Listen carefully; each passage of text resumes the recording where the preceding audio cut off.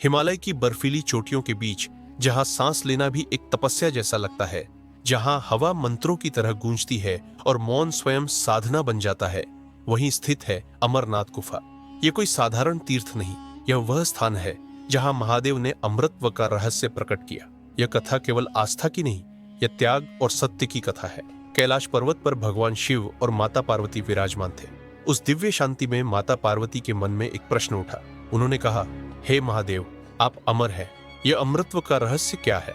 महादेव मुस्कुराए। उन्होंने कहा, देवी, यह रहस्य इतना पवित्र है कि इसे सुनते समय सृष्टि का कोई भी प्राणी उपस्थित नहीं होना चाहिए, केवल तुम और मैं। इसके लिए शिव ने एक ऐसे स्थान की खोज की जहां जीवन का कोई चिन्ह न हो। हिमालय की गहराइयों में स्थित एक निर्जन गुफा, आज जिसे हम अमरनाथ गुफा कहते हैं।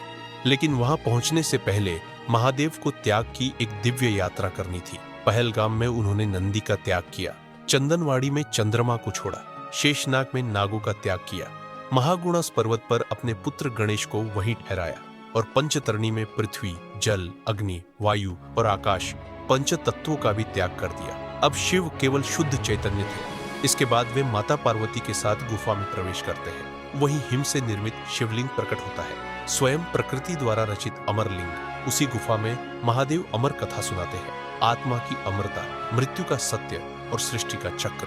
कहा जाता है कि वहां छिपा कबूतरों का एक जोड़ा इस कथा को सुनकर अमर हो गया। आज भी उनके दर्शन को शुभ माना जाता है। युग बदले, समय बदला, लेकिन अमरनाथ की महिमा नहीं बदली। आज भी श्रावण मास में लाखों श्रद्धालु कठिन यात्रा तय कर बम बम भोले के जयकारों के साथ इस पवित्र स्थल तक पहुंचते हैं, क्योंकि यह यात्रा केवल पैरों की नहीं, आत्मा की यात्रा है। अमरनाथ हमें सिखाता है, अमृतत्व शरीर में नहीं, आत्मा में है।